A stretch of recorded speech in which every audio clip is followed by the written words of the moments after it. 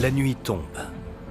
Plusieurs spécimens de l'espèce Homo sapiens se sont regroupés autour du point d'eau local pour des jeux sociaux et des rituels de séduction.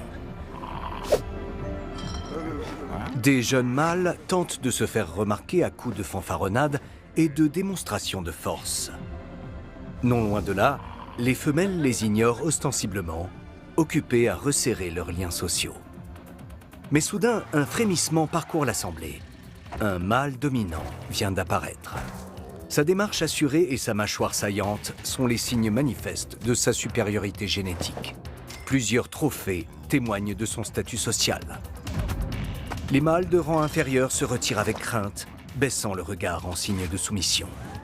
Les femelles, quant à elles, indiquent leur réceptivité en accentuant subtilement la cambrure de leur dos et en jouant avec leur chevelu. Il est l'alpha. Bon, voilà l'image qu'on se fait de l'homme alpha. Désiré par les femmes, jalousé par les autres hommes. Mais existe-t-il pour de vrai? Et si oui, est-il vraiment supérieur aux autres?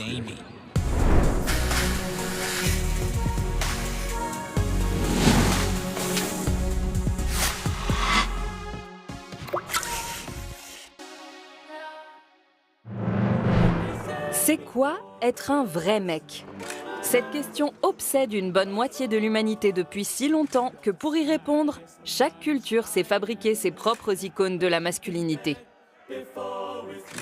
Mais aujourd'hui, il se dit à tout bout de champ que la masculinité serait surtout en crise.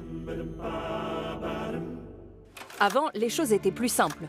L'homme décidait, il était le chef de famille, le pourvoyeur, le protecteur attitré. Mais les femmes se sont battues pour obtenir toujours plus de droits. Voter, travailler, divorcer, choisir leur contraception. Plus question de dépendre d'un homme. Le grand malheur des hommes, c'est qu'ils ont le sentiment qu'on leur enlève quelque chose qu'ils possédaient autrefois. Ça marche pas, ce truc.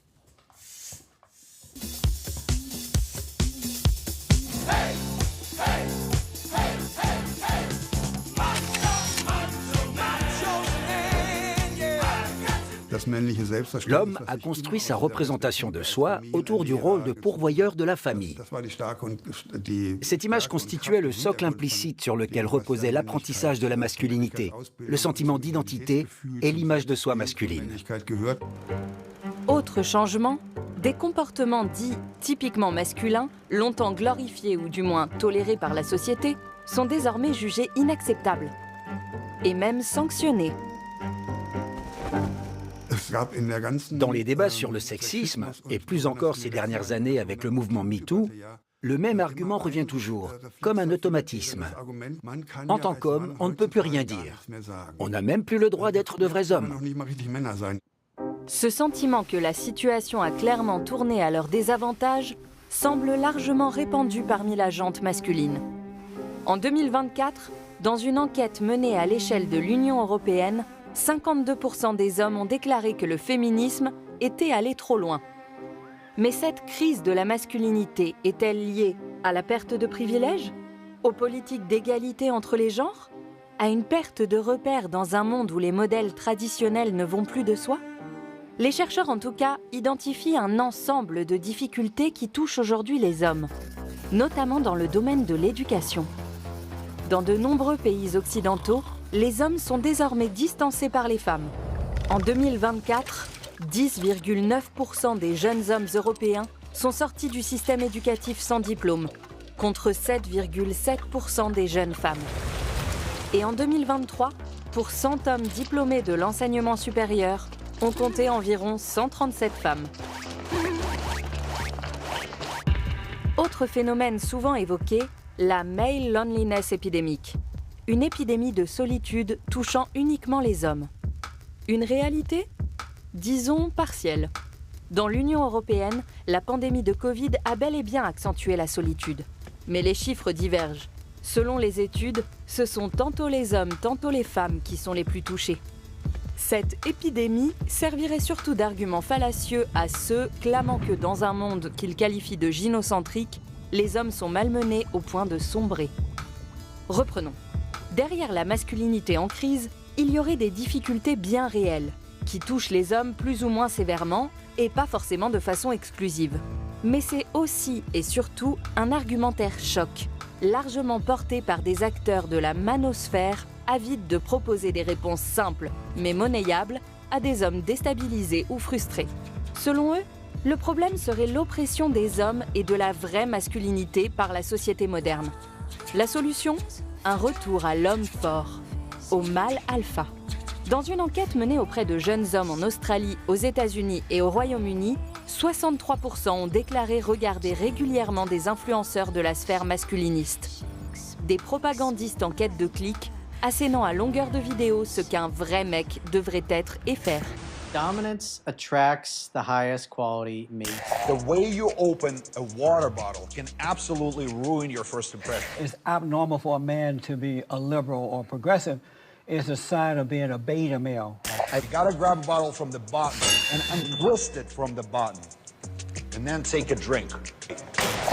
Une foule d'injonctions rigides pour se présenter comme un homme fort et sûr de lui. D'ailleurs, y a-t-il un consensus sur ce qu'est un alpha ? Le concept d'homme alpha tel qu'il va être utilisé varie énormément d'un contexte à l'autre. Donc, d'un contexte historique à l'autre, d'un contexte social à l'autre, d'un contexte générationnel, même si on peut retrouver quand même des termes comme la force. Mais qu'est-ce qui fait la force à un moment donné ? Ça peut être la force physique, mais ça peut être la force psychique, ça peut être la force morale. Le concept d'homme alpha va généralement de pair avec celui d'une hiérarchie stricte au sein de la société. Tout en haut, les hommes forts, les alphas. En dessous, les hommes faibles, les bêtas. Et les femmes, encore un cran plus bas. L'idée centrale est que l'homme est fondamentalement supérieur à la femme. La manière d'appréhender la jante féminine varie toutefois selon les groupes masculinistes.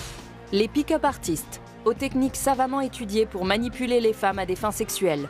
Les looks maxers, cherchant à atteindre l'apparence physique idéale du mâle alpha avec musculation intense, voire chirurgie esthétique. Les incels, les célibataires involontaires, estimant que, n'étant pas des alphas, ils n'ont aucune chance avec les femmes. Enfin, les men going their own way, qui choisissent d'exclure les femmes de leur vie et prônent le célibat dans une société jugée trop féministe. Il existe différentes mouvances, mais toutes reposent sur un même objectif idéologique, restaurer une masculinité menacée ou perçue comme telle, et ainsi rétablir la hiérarchie entre les sexes, considérés comme dévoyés. Car le récit fondateur de l'idéologie masculiniste est celui d'une société qui aurait pris un mauvais tournant.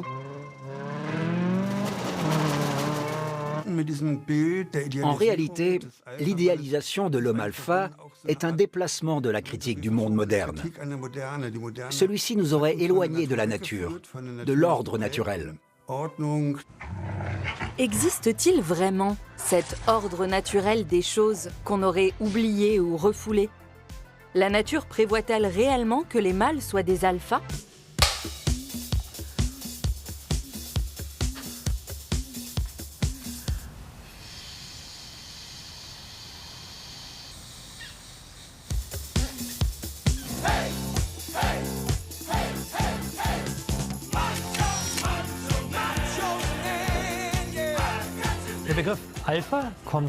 Le terme alpha vient d'études menées sur des meutes de loups en captivité. À l'époque, on a constaté qu'il y avait un individu tout en haut de la hiérarchie, qui sortait vainqueur de tous les affrontements. Et on a pu observer une structure linéaire en rapport avec la taille et ses victoires. Les loups de rang inférieur signalaient au dominant « Je reconnais que tu m'es supérieur, ne m'attaque pas ». Vers le milieu du XXe siècle, ce concept d'individu alpha se popularise et est transposé à l'être humain. En 1999, la presse américaine rapporte qu'une conseillère aurait reproché à Al Gore, candidat à la présidentielle, de paraître trop bêta face au président sortant et loup alpha Bill Clinton. Depuis, le terme est partout, parfois pris très au sérieux, parfois tourné en dérision, comme dans la série The Big Bang Theory. In the information age, Sheldon, you and I are the alpha males. Mais jamais l'existence d'individus alpha n'est remise en question. Pourtant, chez les loups eux-mêmes, le doute s'est rapidement installé. Lorsqu'on a commencé à étudier les meutes de loups sauvages, on a constaté que leur organisation n'était pas la même. Elle repose sur un schéma familial. Une famille se crée quand un mâle et une femelle se rencontrent sur un territoire et ont des petits. Ces jeunes loups restent généralement un certain temps au sein de la meute et aident à élever les nouvelles portées, à savoir leurs frères et sœurs plus jeunes. Bien sûr, il existe des différences de taille, d'âge et de rôle dans la meute, mais elle reste une structure familiale. Sa hiérarchie ne dépend pas de la rencontre fortuite de deux loups qui se battent pour déterminer leur rôle. Toute cette histoire ne serait donc qu'un vaste malentendu?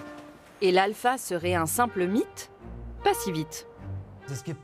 Chez plusieurs espèces de primates, dont les macaques, qui vivent notamment en Inde, on observe une vraie structure hiérarchique linéaire, où chaque individu connaît son rang. Chez nos plus proches parents, les chimpanzés, il existe aussi une hiérarchie bien établie. Les chimpanzés ont incontestablement des mâles alpha. Un mâle à la tête du groupe qui prend ce qu'il veut. Et que veut un singe alpha? C'est évident, manger. Mais surtout, vous savez bien. Chez les chimpanzés, c'est une question d'accouplement avec les femelles. Celles-ci présentent certains signes quand elles sont fertiles. Et durant cette période de fertilité, le mâle alpha, le dominant, défend son accès aux femelles. Mais comment un chimpanzé devient-il le chef? Il fait de la muscu en pleine jungle? La force physique joue effectivement un rôle important pour déterminer qui l'emportera. Nos plus proches parents ont donc une structure hiérarchique sans équivoque, avec un leader alpha. La preuve que chez l'humain, ce devrait être pareil? Là aussi, ce serait trop simple, car la nature cultive la différence. Prenons une autre espèce de primate, tout aussi proche de nous que les chimpanzés, les bonobos. Chez eux, l'organisation sociale est très différente. Leur système est beaucoup plus pacifique. Ce sont les femelles qui détiennent l'autorité.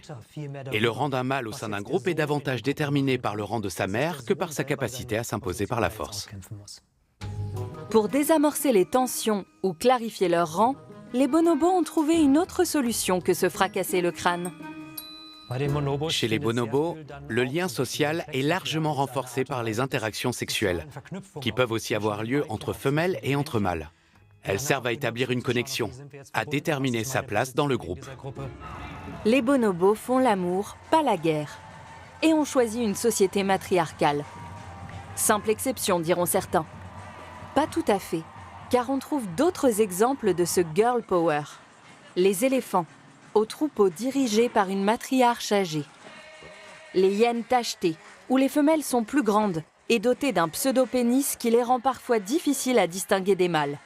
Cependant, il est vrai que le schéma classique reste souvent celui-ci. Ce qu'il faudrait, ce sont des statistiques. Ça tombe bien, pour les primates, elles existent. Nous avons compilé les données issues de 250 populations différentes de primates et examiné qui remportait les affrontements. Toujours les femelles ou toujours les mâles? Le résultat, c'est que dans près de 70% des populations, aucun des deux sexes ne domine. Et pour nous? On partage certaines caractéristiques avec des espèces où les deux sexes peuvent remporter les conflits. La règle générale veut que les mâles dominent systématiquement s'ils sont au moins un tiers plus grands et plus lourds que les femelles. Ce phénomène porte un nom, le dimorphisme sexuel. Il désigne les différences physiques entre mâles et femelles d'une même espèce au-delà des seuls organes sexuels, comme la taille ou la masse musculaire. Chez les humains, la différence de taille entre hommes et femmes est d'environ 10%. On peut donc supposer que chez nos ancêtres aussi, les deux sexes pouvaient s'imposer.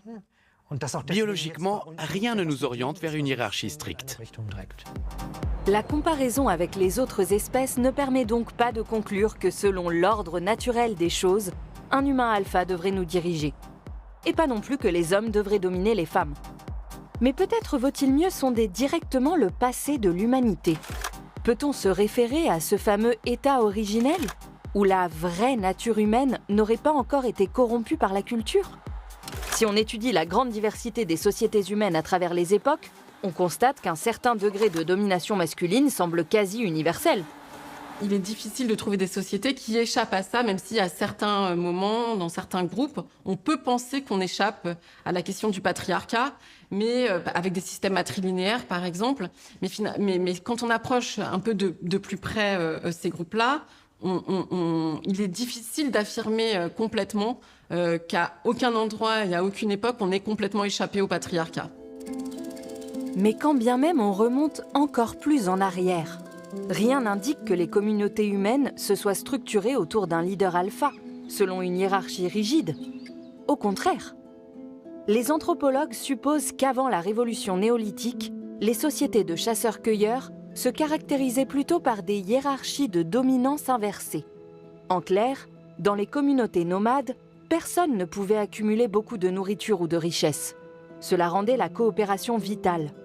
Celui qui se montrait trop dominant et tentait d'accaparer le pouvoir était rapidement rappelé à l'ordre par ses camarades qui le menaçaient d'exclusion sociale. Et si au fond, en appeler à un ordre naturel ne rimait à rien ? Car cette idée implique qu'il existe une frontière nette entre une nature humaine originelle et un vernis culturel qui travestirait tout. En réalité, ces deux dimensions coexistent étroitement en nous depuis la nuit des temps. Sur la base de nos caractéristiques biologiques et de nos besoins, on a fait émerger une culture humaine qui ne cesse d'évoluer. Mais en retour, la culture influence aussi notre évolution génétique. La vérité, c'est que la culture fait partie intégrante de notre environnement. Si j'observe un chimpanzé, je vois qu'il vit dans la jungle, il mange ceci, s'y comporte comme cela. Mais l'être humain crée son propre environnement par la culture. C'est la sélection à laquelle nous sommes soumis. Évoquer un état de nature libre de toute culture n'a donc pas vraiment de sens. Ce qui est vrai, c'est que l'évolution conjointe de la nature et de la culture a débouché sur le monde moderne, avec des sociétés complexes où les hiérarchies sont omniprésentes et où, par la force des choses, quelqu'un se retrouve au sommet. Un alpha ? Les humains ont besoin de créer des hiérarchies, d'avoir un statut, de catégoriser les choses en différents systèmes. Cela nous aide à mieux organiser notre société. Avoir un statut apporte un certain pouvoir. Mais pour autant, ce n'est pas un modèle qu'on peut simplement calquer sur la théorie de l'animal alpha. Il s'agit d'un système proprement humain, où le pouvoir peut s'exercer de diverses manières et où plusieurs structures peuvent coexister au sein d'un même groupe. Le champion du club de bowling n'est pas forcément le chef au bureau, dans son cercle d'amis ou au sein de sa famille. Chez nous, la hiérarchie n'est pas unique, mais plurielle. Et si un individu se trouve tout en haut d'une hiérarchie, mais tout en bas d'une autre, alors faire la distinction entre alpha et bêta est impossible. Mais peut-être que, dans tous ces systèmes hiérarchiques, ce sont toujours les mêmes profils qui s'imposent, avec, à minima, certains traits en commun.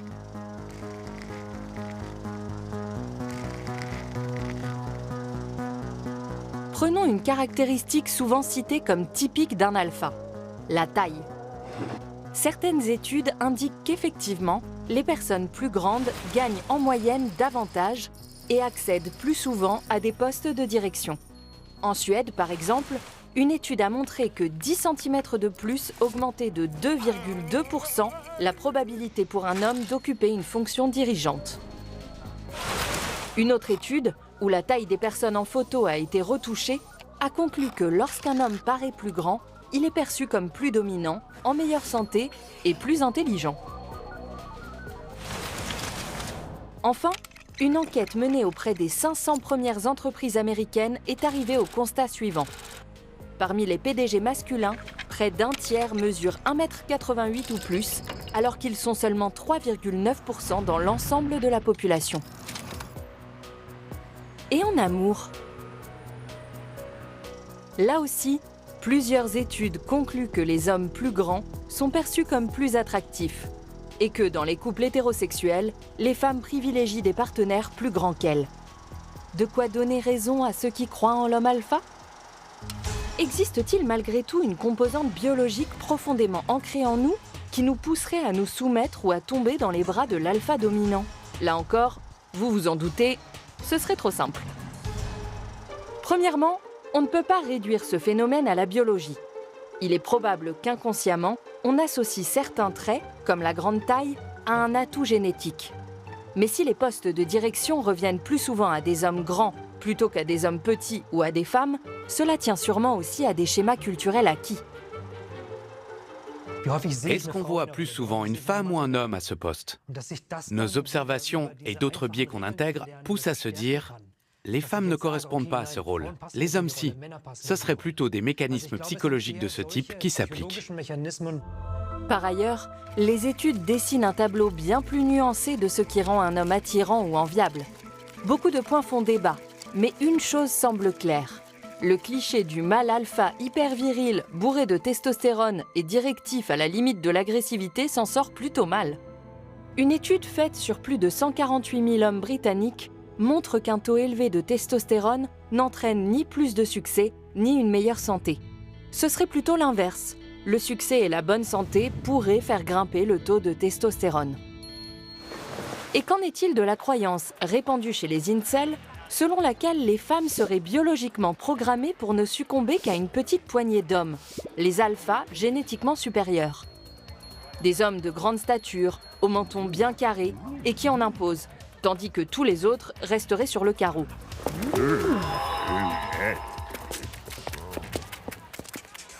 Là encore, rien dans les études récentes ne le confirme. Si elles attestent que le succès sexuel est inégalement réparti entre les hommes, le déséquilibre n'est pas aussi extrême que le prétendent les incels. Les études confirment aussi que les femmes apprécient certains traits typiquement considérés comme masculins, comme les muscles ou une mâchoire ciselée, mais elles préfèrent un degré de virilité moins élevé que celui généralement imaginé par les hommes. Et surtout, les comportements agressifs et dominateurs n'ont rien de sexy aux yeux des femmes. Ce qui l'est davantage, c'est la confiance en soi, le statut social et les comportements prosociaux. Cette image plus subtile de l'homme qui réussit se confirme quand on étudie comment les humains peuvent gagner en statut. Car il existe une autre voie que la dominance, le prestige. Même chez les chimpanzés, où l'archétype du mâle alpha est une réalité, les choses sont plus complexes qu'il y paraît.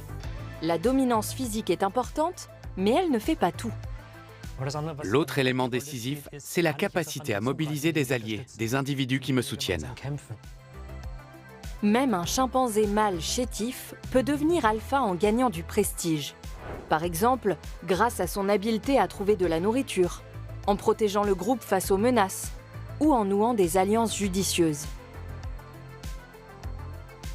Chez les humains, les chercheurs vont jusqu'à dire que dans la plupart des contextes sociaux, le prestige est le principal mécanisme qui permet d'acquérir du statut et du respect. On suppose qu'à l'origine, le prestige s'est développé chez l'humain en valorisant par exemple les talents de chasseurs de certains individus. Alors les autres voulaient les imiter et apprendre d'eux.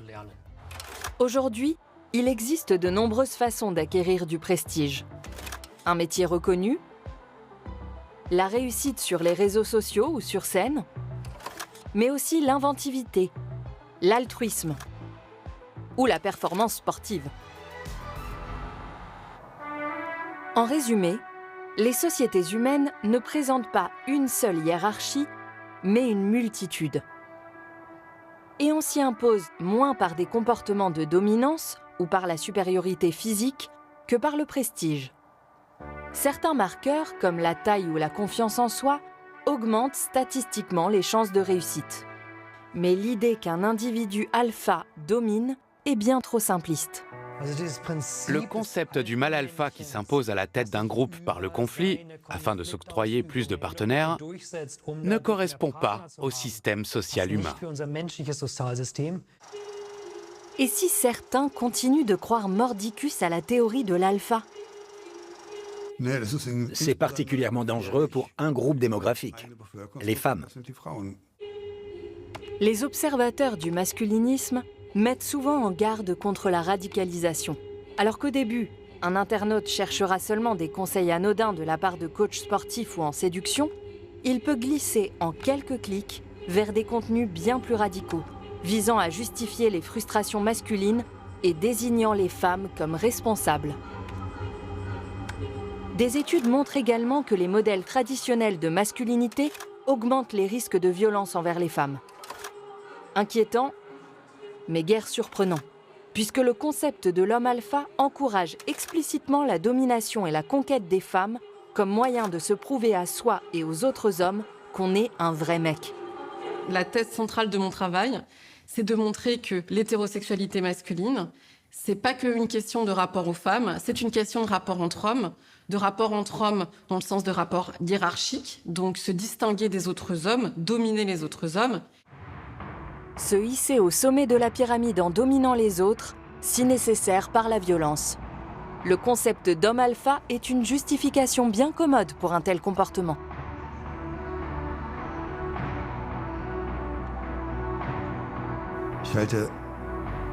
Selon moi, le concept de l'homme alpha est une illusion, peut-être réconfortante, mais qui masque l'existence des hiérarchies sociales, des abus de pouvoir et de l'exploitation sexuelle. C'est une tentative de dissimuler tout ça, légitimée par des arguments pseudo-biologiques. Croire en l'homme alpha peut aussi se retourner contre les hommes eux-mêmes. Par exemple pour les incels, qui expliquent leur célibat par leur petite taille ou leur menton fuyant. Une façon de justifier leur haine des femmes sans se remettre en question ni chercher à améliorer leurs propres compétences sociales. Dans le cas des incels, on observe un mécanisme classique en psychologie, qui est la projection. Ils considèrent que leur célibat n'est pas de leur faute. À la limite, c'est à cause de la biologie, mais c'est surtout à cause des femmes. Le désengagement total de certains hommes est lui aussi valorisé par une autre variante de l'alphabet machiste. Le terme, parfois ironique, parfois sérieux, d'homme sigma, désigne celui qui verrait clair dans les dynamiques sociales et refuserait de s'y soumettre, cela jouant loup solitaire, égoïste et sans émotion. La solitude masculine, glamourisée comme un atout plutôt qu'un problème. De nombreuses études montrent aussi que les hommes qui tentent d'entrer dans le moule de la masculinité traditionnelle, être dur, fort, ne laisser paraître aucune faiblesse, en paient le prix sur le plan de la santé, notamment parce qu'ils se refusent à demander de l'aide en cas de détresse mentale. Présenté comme solution à la crise de la masculinité, l'alpha est en réalité l'un des nœuds du problème. Car il fait croire aux hommes qu'ils n'ont de valeur qu'en tant que dominateurs sexuellement performants. Et que s'ils ne correspondent pas aux normes étriquées du vrai mec, autant renoncer tout de suite. Que les stéréotypes rigides de la masculinité fassent souffrir non seulement les femmes, mais aussi les hommes, cela n'a rien de nouveau. Le mâle alpha n'est que le nouvel emballage d'un vieux concept, celui de l'homme fort qui n'a pas le droit de pleurer. La masculinité n'est pas soudainement entrée en crise. Par sa construction même au sein de structures inégalitaires, la masculinité a toujours été intrinsèquement en crise. Alors quelle est la solution? Les hommes doivent-ils simplement dépasser leur masculinité toxique? S'extirper eux-mêmes de la manosphère et de ses idées nauséabondes? Le reproche de masculinité toxique pose lui aussi problème, parce qu'on tend à l'utiliser à tort et à travers pour obliger les hommes à se débrouiller seuls, en leur disant « c'est votre faute, à vous de changer ». Ce faisant, on renforce paradoxalement un élément central du masculinisme, qui consiste à dire « l'homme est maître de son destin, il est capable de tout ». Il faudrait plutôt s'attaquer au fondement de l'idéologie machiste. Un point ressort clairement de notre quête de l'homme alpha. Les structures patriarcales et hiérarchiques ne sont pas l'ordre naturel des choses. On peut façonner nos vies et nos sociétés de façon bien plus libre et égalitaire que le suggère le scénario du mâle dominant imposant sa loi au point d'eau.